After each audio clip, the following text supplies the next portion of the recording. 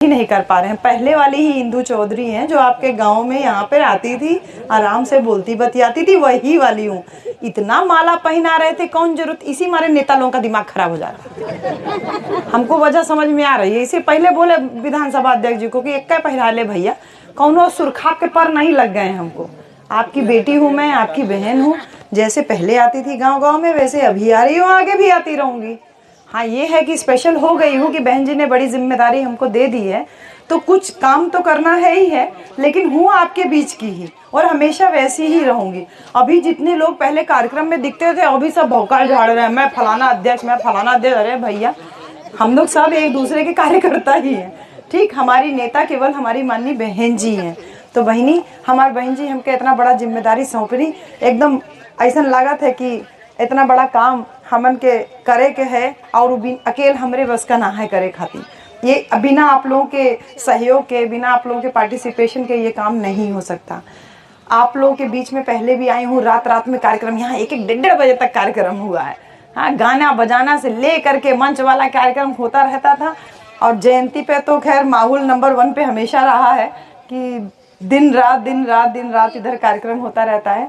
तो बहन जी BHU में प्रोफेसर थे, नौकरी कर रहे थे, तनख्वाह पा रहे थे, लेकिन कभी उस तनख्वाह को अपने लिए नहीं रखे। जो भी था अपने लोगों के बीच में चलने और घूमने के लिए, लोगों को जागरूक करने में ही लगाए रहे। बहन जी से मुलाकात हुई और ऐसा संजोग बना कि बहन जी ने कहा कि आप लोकसभा लड़ जाइए लालगंज। तो अब हम हाथ जोड़ लिए बहन जी, क्योंकि उनको ना कहने का तो साहस हम में से किसी के पास नहीं है। हमने कहा जो आपका आदेश होगा बहन जी उसका पालन होगा। उन्होंने कहा कि हम चाह रहे हैं कि आपके जैसा महिला प्रत्याशी जो है वो क्षेत्र में जाए, फील्ड में जाए। काफ़ी लंबे समय से आप काम कर रही हैं। तो एक चीज़ मुझे बहन जी से मिल करके कन्फर्म हुई कि यहाँ जितने भी लोग हैं जो काम कर रहे हैं, बहन जी की नज़र सबके ऊपर है। क्योंकि इस IT के दौर में, सूचना प्रौद्योगिकी के दौर में कोई भी चीज़ छुपी नहीं रह सकती बहन जी। लड़का लोग चोरी से बतियावे ना, लड़की लोगन से, या लड़की लोग चोरी से लड़का लोगन से बतिया, सोचे ने कुछ पता ना चली। आज के दौर में सब कुछ सबको पता रहता है। मोबाइल में रिकॉर्डिंग वाला सिस्टम है, YouTube है, फेसबुक है, इतना सारा सोशल मीडिया है कि आप कोई भी काम करके अगर उस पर डालते हैं तो वो पूरा संदेश पूरी दुनिया तक पहुंच रहा है। इसलिए ईमानदारी से अपने काम को अंजाम दीजिए बहन जी। हम लगातार आपके बीच में जा रहे थे, तो हमने पहले भी आपसे कहा था कि हमको राजनीति करने का, हमको नेता बनने का कभी भी शौक नहीं रहा, आज भी नहीं है। इसीलिए माला वाला से थोड़ा दिक्कत होने लगता है भैया। जय भीम कर लीजिए, अभिवादन कर लीजिए, परिचय दे लीजिए, फोटो खिंचा लीजिए, ये माला पहराव जरूरी बका। तो नेता तो हम पहले भी नहीं थे, आज भी कार्यकर्ता हैं, आगे भी रहेंगे। लेकिन बहन जी पहले नौकरी करते थे, नौकरी करके बीच में लोगों के आते थे। आज बहन जी ने जिम्मेदारी दी है, उस जिम्मेदारी के तहत आपके बीच में आए हैं। अपना काम ईमानदारी से करते रहिए, ये संदेश वहां से लेकर के आए। हर एक व्यक्ति ये सोचे कि अरे मैं कुछ भी करूंगा यहाँ नीचे तो वहाँ खबर नहीं होगी, ऐसा नहीं है। हर एक व्यक्ति की खबर हमारी बहन जी रखती हैं। और इसीलिए बहन जी के दिल में आप सभी लोगों के लिए, हम सभी लोगों के लिए अपार स्नेह है, बहुत सारा प्यार है, बहुत सारा दर्द भी है। हमको दर्द भी है बहन जी कि हमारे पास लड़का बच्चा है, हमारे पास पति है, आदमी है, घर द्वार है, सब लोग है, नात वात रिश्तेदार है। उनके पास तो कोई नहीं है, अकेली है ना। किसके लिए अकेली रही? आपके और हमारे लिए ना। वो दर्द हमने बहन जी की आंखों में देखा जब उन्होंने कहा कि हम इतना मेहनत से यहाँ तक आए। बहन जी ने अपने संघर्षों को बहुत अच्छे से बयान किया। बहन जी बताएं कि कैसे कैसे पैदल पैदल चलते थे, फिर जैसे तैसे मान्यवर साहब ने 2 गाड़ी का इंतजाम किया, एक अपने लिए और एक हमारे लिए। वो 2 गाड़ी ले करके हम लोग वहाँ बिजनौर वाली लोकसभा में प्रचार करते थे। 2000 वोट से पहला चुनाव बहन जी हारी, नहीं तो पहले ही चुनाव में बहन जी संसद पहुँच जाती। बहन जी ने एक बात कही, कहा कि अगर मेरे पास 2 गाड़ी और होती तो हम पहला चुनाव जीत जाते। कितनी छोटी सी बात लग रही है ना, खाली 2 गाड़ी, कितने उससे मतलब जो बहन जी ने भोलेपन से कहा ना, सिर्फ 2 गाड़ी और होती तो हम संसद पहुंच जाते। आज हमारे समाज के पास में हजारों की संख्या में गाड़ी है, एक एक आदमी के पास 2-2, 3-3 गाड़ी है। मोटरसाइकिल का तो कोई हिसाब ही नहीं है। साइकिल पे तो लड़के बच्चे कम ही चलना पसंद करते हैं, जो बूढ़ पुरानिया हो गए वही साइकिल लेके आजकल सड़क पे दिखाई देते हैं। आज साधन संसाधन की कोई कमी नहीं है, लेकिन बहन जी का संघर्ष लोगों को नहीं दिखता। वो यहाँ तक पहुँच गई है, वो सबको दिखाई देता है। और पीछे बैठ करके उनके बारे में उल्टा सीधा बोलना हम सब लोगों को सुनाई भी देता है, दिखाई भी देता है, और उल्टा सीधा बात भी करने भी लगते हैं हमारे सारे लोग। तो हम भी उससे अछूते नहीं थे।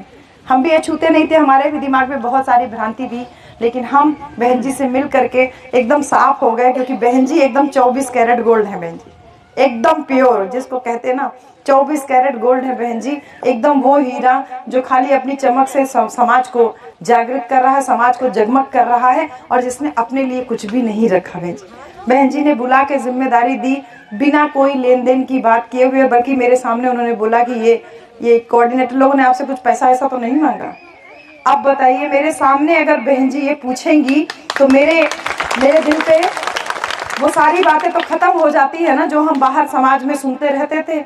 अब मैं आपके लिए सामने प्रत्यक्ष गवाह हूँ। सभी सेक्टर के अध्यक्ष जो लोग पुराने लोग हैं, आप लोग जैसे फेकू राम जी, एक नाम याद हुआ हमको, हाँ नाम इतना अच्छा है कि वो नाम किसी को भी याद हो जाएगा। फेकू राम से इंदु चौधरी तक का सफर है ये भैया, क्योंकि ये सांसदी का केवल चुनाव नहीं है, ये एक बड़े संगठन के एक बड़े बदलाव का भी चुनाव है, जिसकी नींव में फेकू राम है। हम लोग तो टहनियां हैं, पत्ते हैं, फूल हैं, उसकी जड़ में फेकू राम जी, रतन लाल जी, तमाम नाम आप लोग ले रहे थे, अपना अपना नाम बता रहे थे। सबका नाम तो मैं नहीं ले सकती, लेकिन एक नाम बड़ा यूनिक सा है, इसलिए उस नाम को जरूर दे रही हूँ। हाँ, तो उसकी जड़ में आप लोगों का संघर्ष है, और वो संघर्ष हमने बहन जी की आंखों में देखा।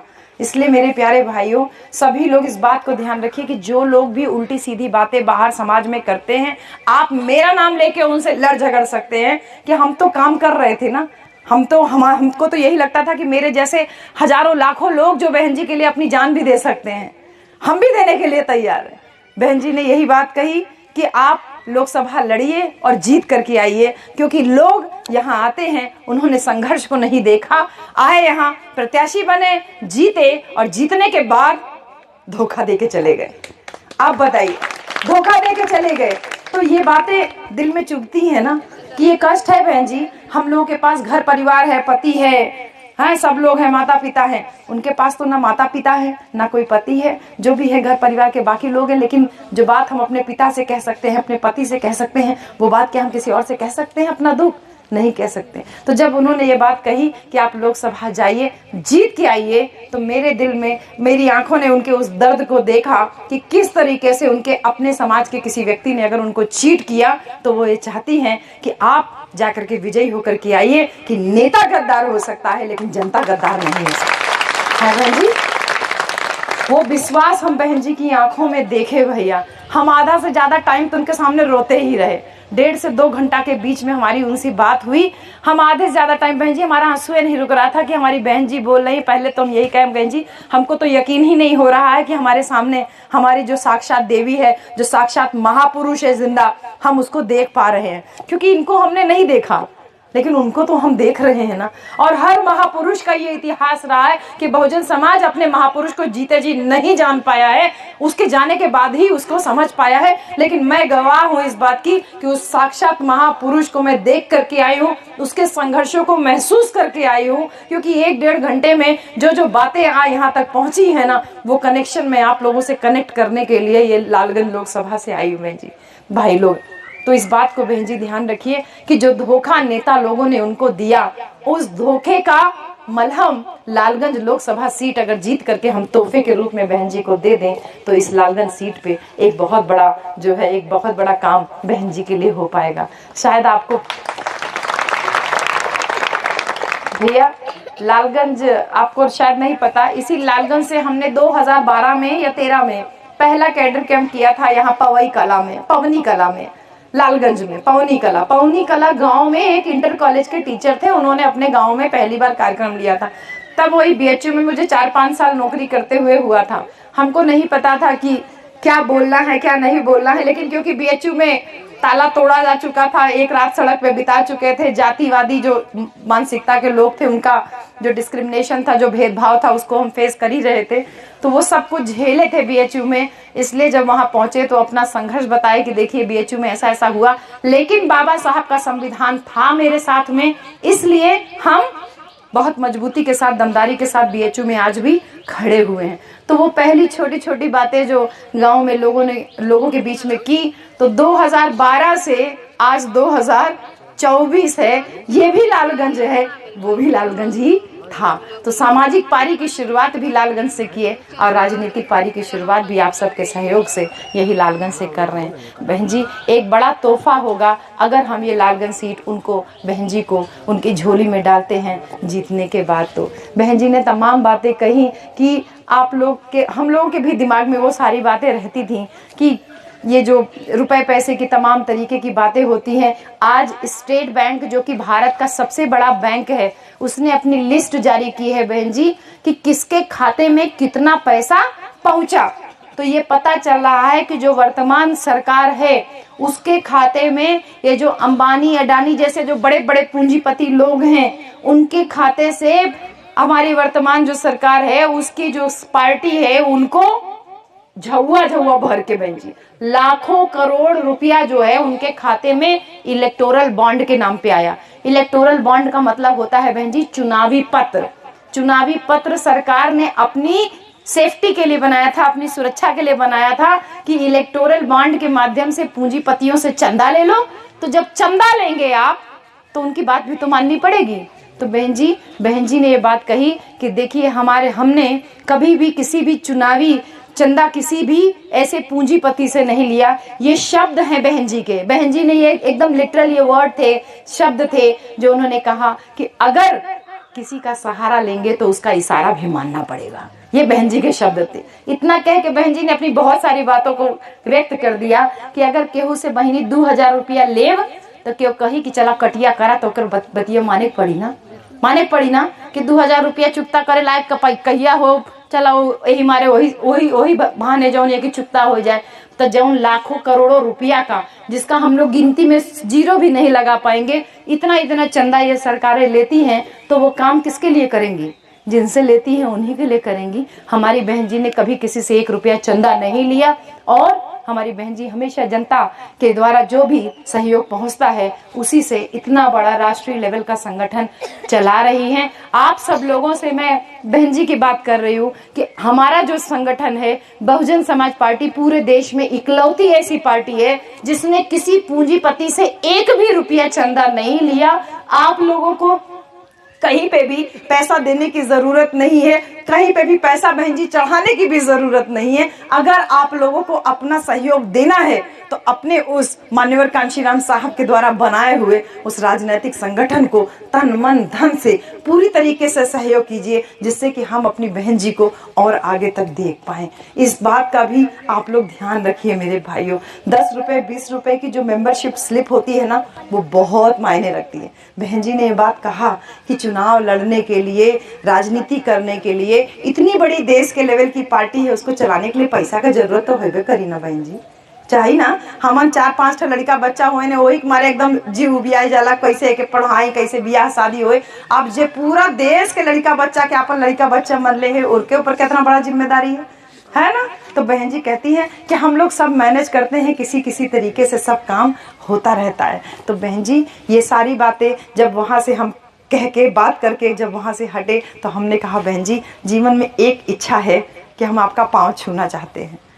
तो बहन जी हंसने लगी और हम जब उनका पाँव छूने आए तो जैसे मैडम बैठी हैं ऐसे ही है, हम ऐसे आए और जैसे बहन जी के लिए झुके, उन्होंने ऐसे हाथ लगा लिया टेबल पे कि बेटा बचना, कहीं सर चोट ना लग जाए। अब आप बताइए, इतनी बड़ी राजनेता है, इतना छोटी सी बात का ख्याल रखी कि ऐसे हम लोग 4 लोग गए थे, हम गए थे, हमारे पति गए थे, हमारी छोटी बहन और बहनोई गए थे।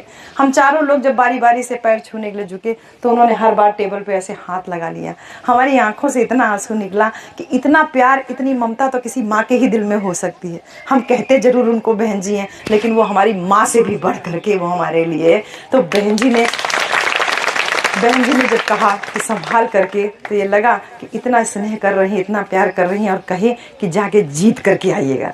जब दूसरी बार उन्होंने कहा कि जीत करके आइएगा तो हम उनका दर्द महसूस किए कि हमको जीत करके ही यहाँ से आना है। हमको ये बात वहाँ पे जो है बहन जी को तोहफे के रूप में ये लालगंज सीट को देना है। और साथ ही साथ वो दर्द भी महसूस किए कि क्यों गद्दार हम हो जा रहे हैं, क्यों नहीं हम गांव-गांव का जो कैडर पहले चलता था, क्यों नहीं हम उसके माध्यम से लोगों से कनेक्ट कर पा रहे हैं।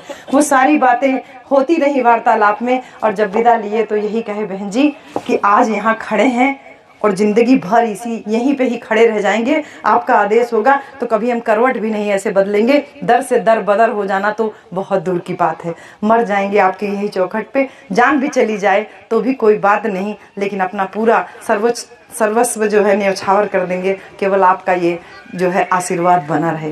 बहन जी जब वो मुस्कुराई, फोटो खिंचाई, कहे बहन जी एक इच्छा और है कि आपके साथ फोटो हो जाए। तो कहने अच्छा आओ आओ खिंचा लो, तुम लोग बाद में लगाने उगाने के लिए चाहिए होता है। इतना निर्मल भाव से बहन जी बात कर रही थी कि हमको ये लगा कि हमारे देश के हर एक व्यक्ति को एक बार बहन जी से ज़रूर मिलना चाहिए। हम सब लोगों को एक बार जरूर मिलना चाहिए। बोले आओ आओ आओ, इतने प्यार से स्नेह से पहले कंधे पे हाथ रखी, फिर सर पे हाथ रखी और कहीं कि जाइए और जा करके जीत करके आइए। तो भैया हम आज आपसे कोई वैसा चुनावी वादा नहीं कर रहे हैं, लेकिन अपनी नेता का संदेश ले करके आपके बीच में आए हैं कि हमारी नेता अगर मजबूत होगी बहन जी तो हम लोग भी मजबूत होंगे। सरकार ने इतना पैसा लिया पूंजीपतियों से और फिर इधर गांव देहात में आप लोगों के बीच में 5-5 किलो राशन आपके खाते में, आपके घरों में पहुंच रहा है। 60 किलो राशन सालाना और 6,000 रुपया आप लोगों को सुरती तंबाकू भर का भी आ रहा है खाते में, है बहन जी। 6,000 रुपया और 60 किलो राशन के बदले में सरकार आपसे कह रही है कि वोट दीजिए। और तमाम हमारे लोग भी भूले भटके हो गए, बरगला दिए गए। वो कह रहे हैं चला कुछ तो मिलत है, तन की खाए के तो मिलत है। अरे मेरे भाई जे ई कहत है कि हमके खाए के तो मिलत है, तो तन की बुद्धि लगा के सोचिया कि 5 किलो राशन यानी 60 किलो राशन के बदले में अरहर के दाल हमरे घर में से खाने में से गायब हो गई। काहे के 180 रुपया 190 रुपया किलो चल। हाँ, 60 किलो राशन के बदले में 200 रुपया किलो अरहर का दाल खरीदने के लिए हम मजबूर हैं। हाँ, और दूसरी तरफ जो 50-60 रुपया किलो सरसों का तेल मिलता था, वो सरसों का तेल भी आज करीब 200 रुपया लीटर पहुंच गया। 160, 170, 180। 60 किलो राशन की कीमत क्या है? 200 रुपया किलो अरहर की दाल। 60 किलो राशन की कीमत क्या है? 200 रुपया लीटर सरसों का तेल, 100 रुपया लीटर पेट्रोल, है बहन जी। और जो आप लोगों के गांव-गांव में अब तो बिजली का कनेक्शन पहुंच गया है, वो बिजली के कनेक्शन का बिल कितना तेजी से भाग रहा है। गांव-गांव में हम लोग पहुंच रहे हैं, लोग कह रहे हैं बहनी हमारे घर खाली 2 बल्ब जलाला, हमार बिल आए 1 लाख रुपया, क्यों कहते हमारा 25,000 रुपया, क्यों कहते हमारा 10,000 रुपया। अब बताओ 60 किलो राशन की कीमत बिजली का बिल है। हाँ, जेकर घर खाली 2 बल्ब जलत है तो इतना पैसा कैसे लेके आई? जाने किस तरीके से आधार से जोड़ करके आपके बिजली के कनेक्शन को इतना महंगा कर दिया गया। आम आदमी खाने के लिए मोहताज है। हम खुद जब अरहर का दाल खरीदने जाते हैं, दुकानदार जिसके यहाँ से लेते हैं वो भी महिला है, वो हमसे कहे भैया आज का क्या रेट है? बोलेगी 190। हम कहे अरे बाप रे बाप, तब 1 किलो दो, 1 ही किलो दो। तो कह रही अरे मैडम जी अगर आप ऐसे 1 किलो खरीदिए तो हमन का करब? हम कहे भैया तोरे और हमें ढेर फर्क ना बा, ठीक है। ये बात अलग है कि हम नौकरी करत हैं, लेकिन हम 1 किलो खरीद रहे हैं, नौकरी कर रहे हैं, और जो नौकरी नहीं कर रहा है वो पौवा भर खरीद के लेके जा रहा है। फर्क सिर्फ इतना है, लेकिन दाल महंगी हमारे लिए भी है। तो ये सारा जो भ्रम फैलाया जा रहा है चारों तरफ कि हाई देते हैं, आबादी का मकान देते हैं, शौचालय देते हैं, ये देते हैं, वो देते हैं, तो ये बात जानला कि हम सरकारी नौकरी में हैं, बीएचयू में हम प्रोफेसर हैं। नौकरी में जो हमारे तनख्वाह मिलती है, उस तनख्वाह में से हमको टैक्स देना पड़ता है। उस टैक्स के पैसे से ये सारी सरकारी योजनाएं गांव देहात में चल रही है। मेरे सभी सम्मानित सेक्टर अध्यक्षों, आप सबकी ये जिम्मेदारी है कि जो भी गांव आपके 8-10 गांव एक सेक्टर में जो हैं, उन तक ये बातें जरूर पहुंचाइए कि ये सरकारी योजना का लाभ कोई भी सरकार रहे उसमें चलता रहता है। क्योंकि खाद्यान्न योजना कल एक कोटेदार